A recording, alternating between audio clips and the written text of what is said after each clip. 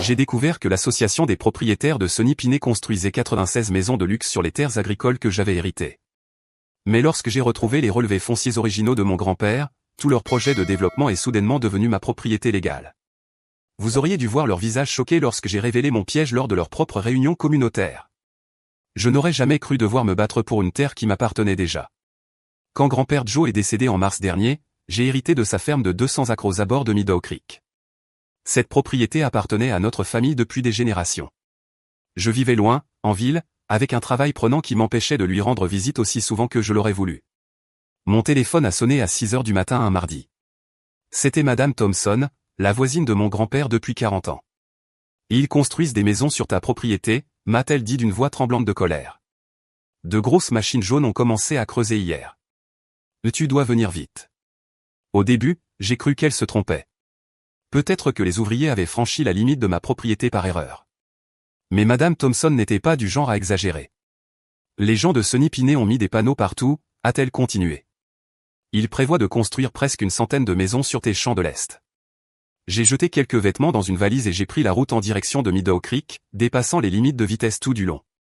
5 heures plus tard, j'ai emprunté le chemin de terre menant à la ferme de mon grand-père. Le sentier familier me semblait soudain différent. Le calme de la campagne était brisé par le vacarme des machines lourdes. Des nuages de poussière s'élevaient au-dessus des arbres. En arrivant en haut de la colline qui surplombait la section et de la propriété, mon cœur s'est serré. Une flotte de bulldozers et d'excavatrices éventrait le sol où grand-père cultivait autrefois du maïs et du soja. Des ouvriers en casque se déplaçaient comme des fourmis, marquant des zones avec une peinture en spray orange vif. Un grand panneau se dressait près de la route. Futur site de Sonny Pinet East. 96 maisons de luxe à partir de 450 000 $. J'ai garé ma voiture et je me suis dirigé vers une femme qui se tenait à l'écart des ouvriers. Elle portait un pantalon beige impeccable et un chemisier blanc immaculé. Malgré la poussière qui flottait dans l'air, sa coiffure était parfaite. Elle tenait un clipoir et parlait au téléphone. « Excusez-moi » ai-je dit lorsqu'elle a raccroché. « Que se passe-t-il ici ?» Elle m'a regardé de haut en bas, comme si j'étais un vendeur ambulant perturbant sa journée. « Nous préparons un développement résidentiel » a-t-elle répondu d'une voix posée et maîtrisée. Diane Reynolds, présidente de l'association des propriétaires de Sonny Pinet. Elle a tendu sa main, sans aucune chaleur. « Ceci est ma terre » ai-je dit, ignorant son geste. Mon grand-père, Joe Miller, était propriétaire de cette ferme. Il est récemment décédé et j'en ai hérité. Le sourire de Diane ne touchait pas ses yeux. Il doit y avoir une erreur. Sonny Pinet Développement a acheté ce terrain l'année dernière. Nous avons tous les permis et autorisations nécessaires. C'est impossible, ai-je rétorqué. Mon grand-père n'aurait jamais vendu cette terre. Peut-être qu'il ne vous l'a pas dit, a-t-elle ajouté, presque avec pitié. La vente a été finalisée il y a 9 mois. Nous planifions cette expansion depuis des années. Mon esprit s'est emballé. Mon grand-père était malade dans ces derniers mois, mais il avait toute sa tête. Il n'aurait jamais vendu sa précieuse ferme sans m'en parler. Quelque chose ne tournait pas rond. Je veux voir ces documents, ai-je exigé. Vous pouvez contacter notre service juridique, m'a dit Diane en me tendant une carte de visite. Mais je vous assure que tout est en règle. Maintenant, si vous voulez bien m'excuser, nous avons un planning à respecter. Elle s'est retournée, déjà en train de composer un numéro sur son téléphone. Je suis resté là, impuissant, regardant les machines continuer de détruire le sol qui avait nourri ma famille pendant des générations. De retour à la ferme, Madame Thompson m'attendait sur le porche avec une carafe de thé glacé et un air inquiet. Ils ont commencé à venir avec des outils de mesure il y a environ 3 mois, m'a-t-elle expliqué. Ton grand-père était furieux. Il ne cessait de dire qu'ils n'avaient aucun droit, qu'ils essayaient de voler ce qui ne leur appartenait pas. Est-ce qu'il a mentionné avoir vendu une partie de la ferme? Ai-je demandé. Jamais. Joe jurait que cette ferme resterait dans votre famille pour toujours. Les yeux de Madame Thompson se sont embués de larmes. La veille de son départ à l'hôpital, il fouillait son vieux bureau. Il disait qu'il devait trouver quelque chose d'important pour protéger la ferme. Le bureau de mon grand-père était resté intact depuis sa mort. Je n'avais pas eu le courage de fouiller ses affaires lors de ma brève visite pour ses funérailles. Mais à présent, j'avais besoin de réponses. La petite pièce sentait encore le tabac de pipe et les livres anciens. Des étagères tapissaient les murs, pleines d'almanachs agricoles, d'albums photos de famille et de décennies de registres minutieusement tenus. Mon grand-père notait tout, les quantités de pluie, les rendements agricoles, les réparations des équipements, tout était soigneusement écrit à la main. Où aurait-il pu ranger les documents de propriété? Le classeur métallique semblait être un bon point de départ. J'ai ouvert le tiroir du haut et trouvé des dossiers classés par année. Rien sur une vente de terrain ou sur Sony Pinet. Les heures ont passé alors que je fouillais. La nuit est tombée, et mes yeux fatigués à force de lire des documents jaunis sous la lumière d'une lampe. Alors que j'étais sur le point d'abandonner, j'ai remarqué une planche mal ajustée sous le bureau. Je l'ai poussée du pied, et elle a bougé légèrement. Je me suis agenouillé et l'ai soulevée avec un coupe-papier. À l'intérieur de la cachette se trouvait une boîte en métal. Une clé pendait sous le bureau. Dans la boîte, j'ai trouvé l'acte de propriété de la ferme, le testament de mon grand-père me nommant comme héritier, et plusieurs anciens relevés fonciers. Mais le plus intriguant était une lettre écrite de sa main et adressée à moi. Et si tu lis ceci, commençait la lettre, c'est que quelqu'un essaie de nous voler ce qui nous appartient. Mes mains tremblaient en lisant ces mots. Grand-père expliquait que les promoteurs s'intéressaient à ces terres depuis des années. Ils avaient essayé de le convaincre de vendre, mais il avait toujours refusé. Durant ces derniers mois, un homme de Sony Pinet l'avait visité à plusieurs reprises. Il lui avait demandé de signer un papier, prétendant qu'il s'agissait d'une simple servitude de passage, lui présentant des documents différents à chaque fois. Je n'ai jamais signé ma terre, écrivait grand-père. Et si quelqu'un dit que je l'ai fait, c'est un mensonge. Regarde le relevé de 1910 et compare-le avec celui du cadastre actuel. La vérité est dans les limites. J'ai continué à fouiller dans la boîte et j'ai trouvé le relevé original. Il montrait que les limites de la propriété étaient bien plus étendues que je ne le pensais. Selon ce document, la ferme de mon grand-père faisait en réalité près de 280 acres, et non les 200 inscrits dans les registres actuels. Je n'ai pas dormi cette nuit-là. J'ai étalé les documents sur la table de la cuisine, comparant l'ancien relevé avec les cartes récentes. Quelque chose de louche s'était produit au fil des décennies. À l'aube, j'ai su ce que je devais faire. D'abord, je devais trouver un avocat. Ensuite, je devais comprendre exactement ce que Diane Reynolds et son association tramaient. S'ils pensaient pouvoir voler ma famille, ils allaient apprendre une leçon douloureuse. J'ai replié la lettre de mon grand-père. Ils étaient sur le point d'apprendre une leçon douloureuse. Je repliai la lettre de grand-père et la glissai dans ma poche. Je ne te laisserai pas tomber, murmurai-je dans la pièce vide. Diane ignorait qu'elle n'avait pas seulement affaire à un petit-fils en deuil. Elle venait de tomber droit dans un piège tendu par un homme qui avait anticipé ses mouvements, même depuis sa tombe. Je ne dormis pas cette nuit-là. À 8 heures du matin, j'attendais déjà devant le bureau de Walter Franklin, le seul avocat spécialisé en droit foncier de Meadow Creek. Sa secrétaire parut surprise quand je demandai un rendez-vous d'urgence, mais elle réussit à me caser avant le déjeuner. Donc, vous pensez que Sony Pinet construit sur un terrain qui vous appartient? Me demanda Walter après que je lui eus expliqué la situation. Il était plus âgé que je ne l'imaginais, avec de grosses lunettes et un nœud papillon qui semblait venir d'une autre époque. J'étalai les documents sur son bureau.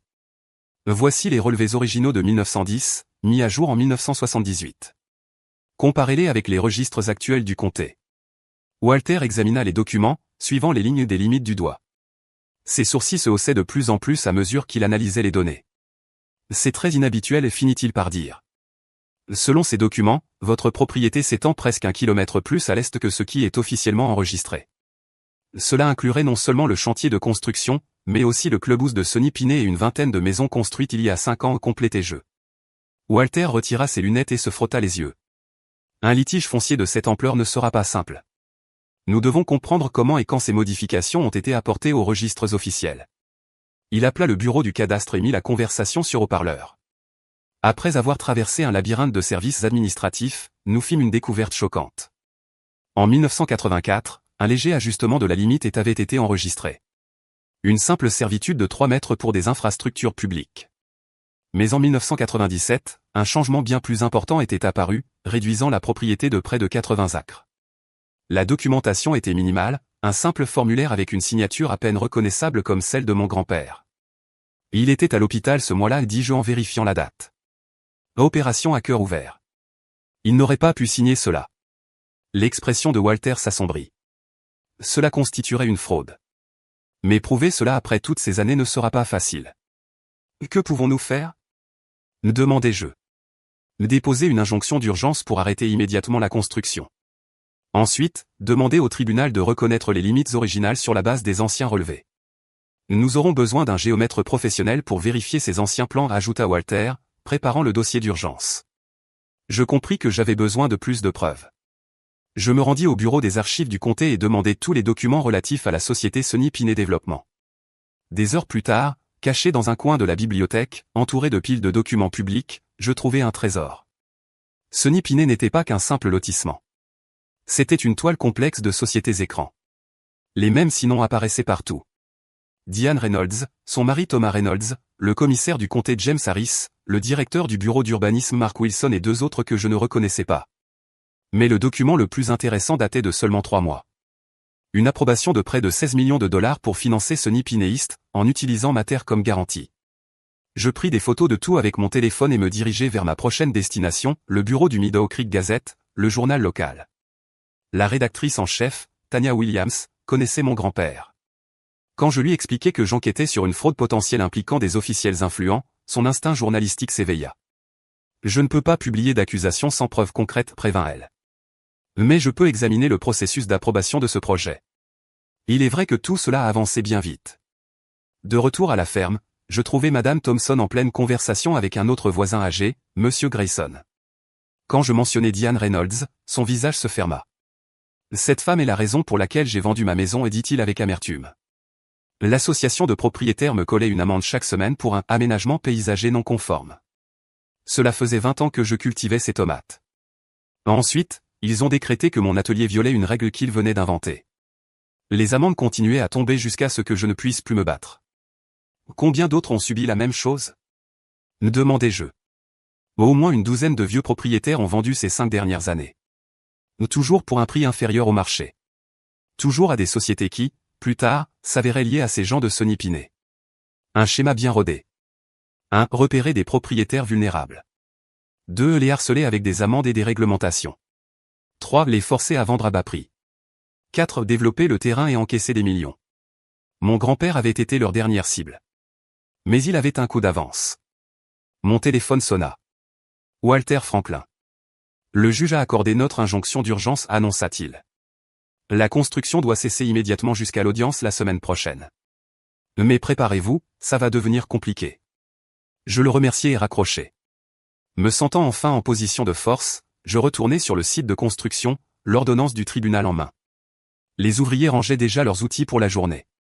En arrivant, je remarquai le SUV noir et élégant de Diane, toujours garé près du bureau du site. Elle sortit alors que je m'approchais, son téléphone greffé à l'oreille comme toujours. Quand elle me vit, son expression se durcit. La construction s'arrête maintenant, dis-je en lui tendant l'ordonnance du tribunal. Les limites légales sont contestées. Elle parcourut le document, et pour la première fois, son masque de sérénité se fissura légèrement. C'est ridicule. Nous avons toutes les autorisations nécessaires. Basées sur des limites frauduleuses. J'ai les relevés d'origine. Pour la première fois, je vis un éclat d'incertitude dans ses yeux. Il disparut presque aussitôt, remplacé par une détermination glaciale. Ce petit numéro va vous coûter cher, souffla-t-elle. Vous ne savez pas à qui vous avez affaire. Au contraire, je sais exactement. Sinon sur des dizaines d'enregistrements de sociétés. 16 millions de dollars de prêts garantis par des terres volées. Des fonctionnaires locaux accélérant des projets dans lesquels ils investissent secrètement. Je n'avais pas prévu de dévoiler tout ce que je savais. Mais l'expression sur son visage en valait la peine. Sa main manucurée serra son téléphone si fort que ses jointures blanchirent. Vous faites une grave erreur, siffla-t-elle. Nous pouvons être raisonnables. Peut-être pourriez-vous envisager une offre généreuse pour le reste de votre ferme. 7 chiffres. Paiement immédiat. Pas intéressé. Tout le monde a un prix. Son sourire revint, confiant et prédateur. Réfléchissez bien. Vous ne vivez même pas ici. Pourquoi vous souciez de cette vieille terre? Cette vieille terre est dans ma famille depuis 4 générations. Elle n'est pas à vendre. Je me retournai, sentant son regard brûler mon dos. Alors que j'atteignais ma voiture, elle lança. Le commissaire Harris joue au golf avec mon mari. Le juge Evans dîne chez moi. Un sourire lent et venimeux. Vous n'êtes personne, ici. Je savais que la bataille ne serait pas facile. Diane Reynolds et son entourage avaient du pouvoir, des connexions et de l'argent. Mais ce qu'ils ignoraient, c'est que j'avais déjà vu des affaires similaires ailleurs. Au Brésil, une femme avait prouvé qu'elle était la véritable propriétaire des terres sur lesquelles la ville de Jericoacoara s'était construite. Aux États-Unis, un homme avait récupéré un réservoir d'eau entier après avoir prouvé que les registres officiels avaient été falsifiés. Leur jeu n'était pas nouveau pour moi. Ils avaient de l'expérience dans l'art du vol, mais moi, j'avais de l'expérience dans l'art du combat. La première audience fut programmée pour la semaine suivante. Mon avocat, Walter Franklin, me prévint que les tribunaux locaux pourraient poser problème. Le juge Evans, qui traitait la plupart des affaires foncières de Meadow Creek, était bien trop proche de Diane. Je ne pouvais pas faire confiance au système local. Il me fallait attirer l'attention sur cette affaire. Le lendemain, je me rendis au Meadow Creek Gazette avec tous les documents que j'avais trouvés dans les archives publiques. Tanya Williams, la rédactrice en chef, les lut attentivement, et pour la première fois, je vis une lueur d'intérêt réel dans ses yeux. Si tout cela est vrai, nous sommes face à l'un des plus grands scandales de fraude foncière de la région, dit-elle. Ce n'est pas juste une hypothèse, Tanya. J'ai des preuves. Je lui montrai les registres falsifiés, les signatures contrefaites et les antécédents de corruption de Sonny Pinet. Elle attrapa son téléphone et passa plusieurs appels. En quelques heures, une équipe de journalistes était déjà en train d'enquêter sur l'affaire. Au tribunal, comme prévu, Diane arriva entourée d'une armée d'avocats. Ils tentèrent d'argumenter que Sonny Pinet possédait tous les documents nécessaires, mais Walter fut implacable. Il présenta l'arpentage original de 1910, prouva que mon grand-père n'avait jamais signé les papiers modifiant les limités, surtout, révéla que c'était le comté lui-même qui avait facilité ce vol. Le juge Evans, visiblement mal à l'aise, tenta de minimiser l'affaire. Ce n'est qu'une simple erreur administrative, déclara-t-il, évitant mon regard. Rien qui ne puisse être réglé par une compensation financière. Ce n'est pas une erreur, votre honneur, répliquai-je. C'est une fraude. Diane esquissa un sourire narquois. Nous sommes disposés à faire une offre généreuse pour régler ce différend. Je ne veux pas de votre argent. Je veux récupérer mes terres. Elle leva les yeux au ciel, mais je vis que quelque chose en elle venait de changer. Elle savait que cela n'allait pas se régler aussi facilement. Cette nuit-là, je reçus ma première menace anonyme.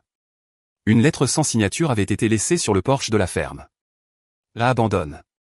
Ça ne finira pas bien pour toi. Je déchirai le papier et le jetai à la poubelle. Puis, je retournai aux archives du comté. S'il y avait un schéma, je voulais voir combien d'autres personnes avaient été victimes. Après des heures de recherche, je découvris des dizaines de cas. De petits propriétaires qui avaient été dupés, menacés et forcés de vendre. Certains avaient quitté la ville, d'autres avaient simplement abandonné la lutte. Mais moi, je ne comptais pas abandonner. Je contactai plusieurs de ces victimes et organisai une réunion à la ferme. Alors que nous étions tous réunis autour de la table, un détail m'apparut clairement. Dans chaque cas, la vente forcée s'était produite après de petites modifications administratives des limites cadastrales.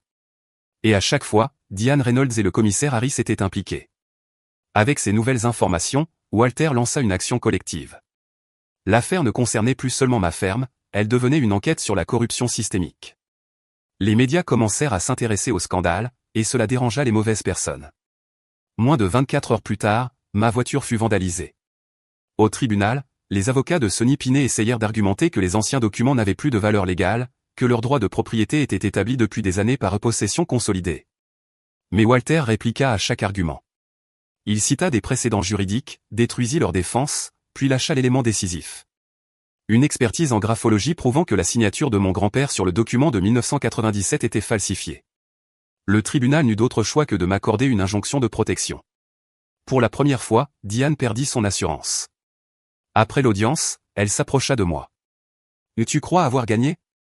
me lança-t-elle avec un sourire venimeux. « Ce n'est que le début. »« Alors continue à jouer, répondis-je calmement. À chaque victoire juridique, Sonny Pinet perdait du terrain. La pression médiatique et l'avancement des enquêtes semèrent la panique chez Diane et ses alliés. Le commissaire Harris démissionna, et Mark Wilson, du conseil d'urbanisme, fut suspendu pendant qu'une enquête d'État examinait l'ensemble du processus d'approbation des projets. La guerre judiciaire dura des mois. Chaque audience était une bataille. Les avocats de Sonny Pinet firent appel, essayèrent de négocier, tentèrent de m'intimider. À un moment donné, ils me proposèrent 5 millions de dollars pour que j'abandonne l'affaire. Je déchirai l'offre sous leurs yeux. Mes terres valent bien plus que ça. Finalement, les juges d'État prirent le contrôle du dossier. Et c'est là que tout s'écroula pour eux. Avec des preuves irréfutables de fraude, de falsification de documents et de collusion entre Sonny Pinet et des politiciens corrompus, le tribunal déclara nul et non avenu tous leurs achats de terrain et ordonna la restitution des propriétés à leurs véritables propriétaires. Le verdict final tomba dans une salle d'audience bondée. Lorsque le juge frappa son marteau, annonçant que ma ferme m'appartenait légalement et que Sonny Pinet devait démolir les maisons construites illégalement, un lourd silence envahit la pièce. Diane, pâle comme un fantôme, se leva et quitta la salle sans dire un mot. J'avais gagné.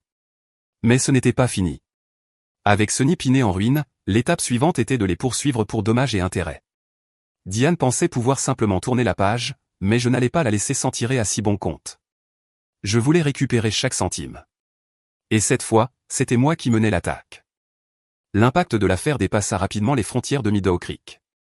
Les médias nationaux couvrirent chaque détail du scandale, les talk-shows débattaient de la situation, et les experts juridiques analysaient comment une fraude d'une telle ampleur avait pu rester inaperçue aussi longtemps. Mon nom était partout. D'un simple héritier luttant pour ses terres, j'étais devenu le centre de l'un des plus grands litiges fonciers du pays.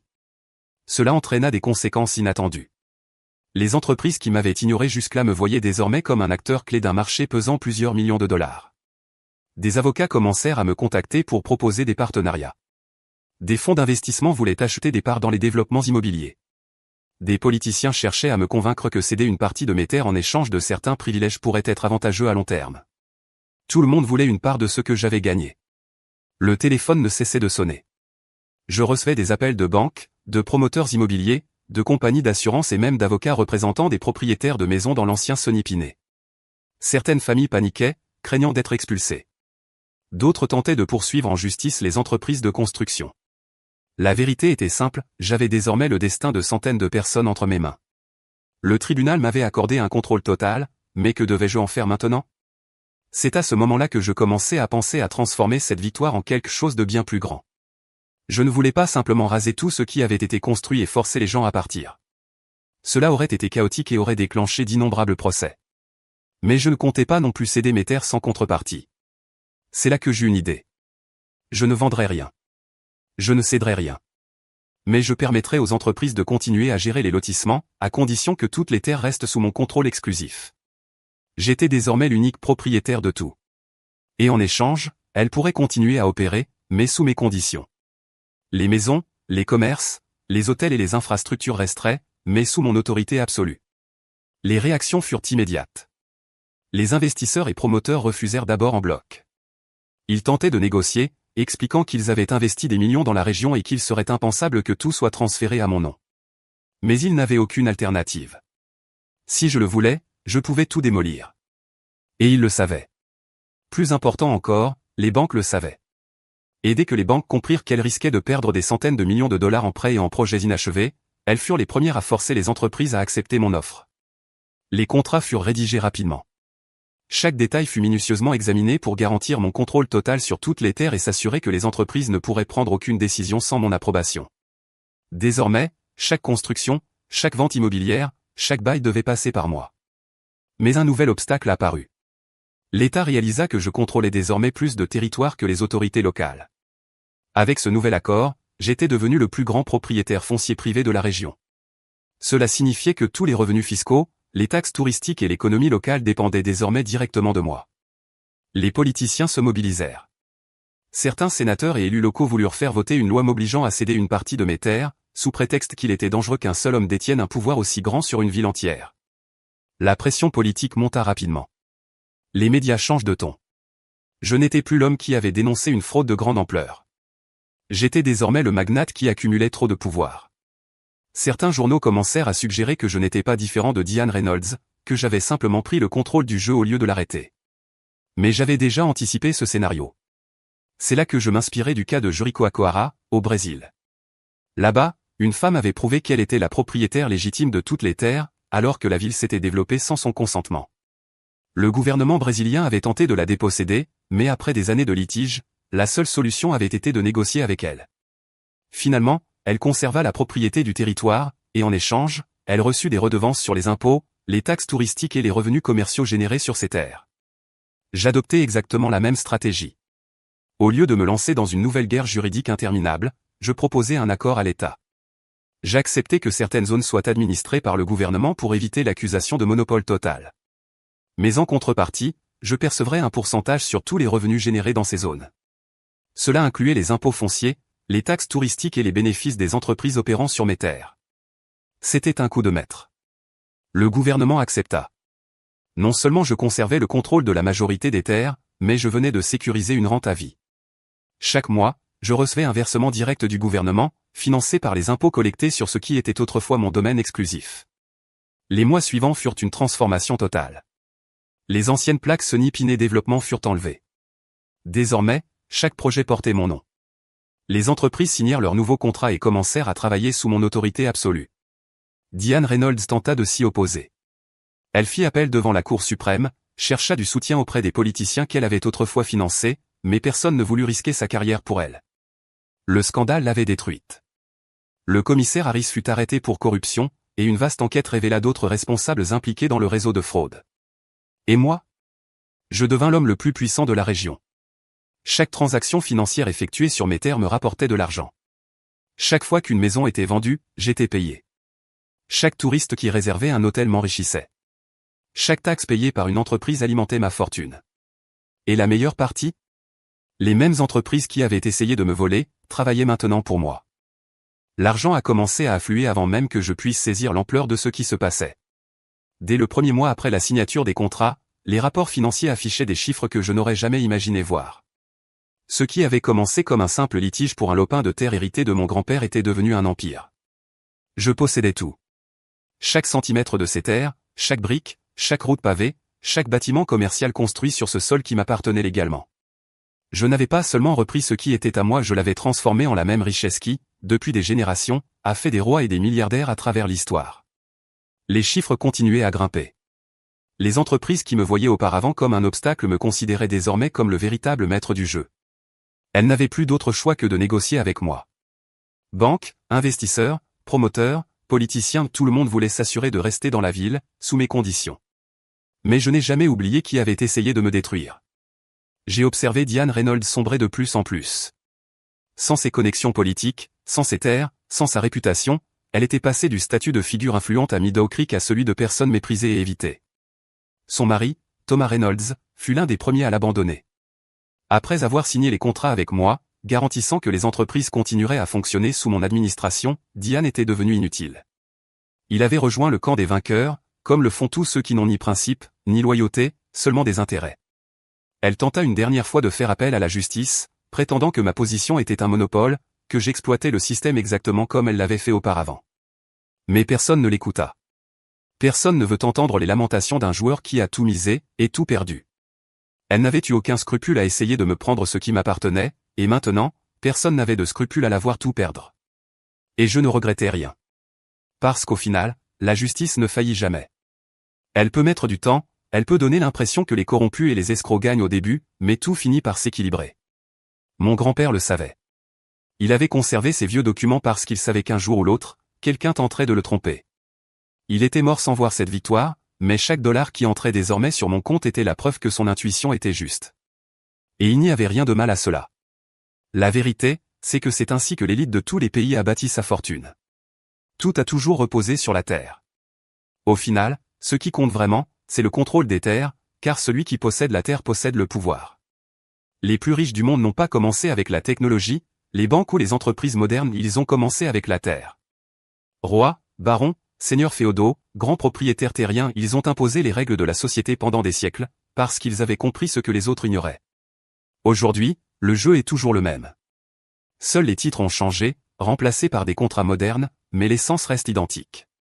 Cela s'est également produit au Brésil, et peu de gens ont compris l'importance de ce qui s'est passé. Une femme a prouvé devant la justice que les terres d'une zone touristique entière lui appartenaient légalement. Elle n'a pas dû lutter contre un promoteur immobilier, comme moi. Elle a dû lutter contre un pays tout entier. Pendant des années, sa famille possédait un terrain sur lequel des hôtels, des restaurants, des routes et une économie touristique entière avaient été construits sans son consentement, sans compensation. Lorsqu'elle a porté l'affaire devant les tribunaux, le gouvernement a essayé de la discréditer, de la faire passer pour une opportuniste. Mais elle avait les documents nécessaires, elle détenait la vérité. En 2024, l'État n'a eu d'autre choix que de négocier. Il ne pouvait pas l'exproprier sans lui verser des milliards en compensation. La seule solution fut de conclure un accord, elle resterait la seule propriétaire, tandis que le gouvernement administrerait une partie de la région en lui versant des redevances sur les impôts, le tourisme et les loyers commerciaux. Du jour au lendemain, elle est devenue l'une des femmes les plus puissantes du pays. Avec un seul procès, elle a fait en sorte qu'une ville entière travaille pour elle. Et j'ai fait exactement la même chose ici. Mon nom était désormais inscrit dans chaque recoin de Meadow Creek. Toute l'économie de la ville passait par moi. Chaque maison vendue me rapportait de l'argent. Chaque entreprise qui ouvrait une succursale me payait. Chaque touriste qui visitait les complexes hôteliers contribuait à ma fortune. Même le gouvernement me versait des paiements, parce qu'au lieu de se battre contre moi, il avait conclu qu'il valait mieux me payer pour que tout continue à fonctionner. Et c'est la seule vérité qui compte. Parce que la justice gagne toujours. Cela peut prendre du temps, sembler impossible au début, mais ceux qui comprennent réellement comment fonctionne le monde savent qu'à la fin, celui qui possède la Terre possède tout. Et maintenant, je possède tout.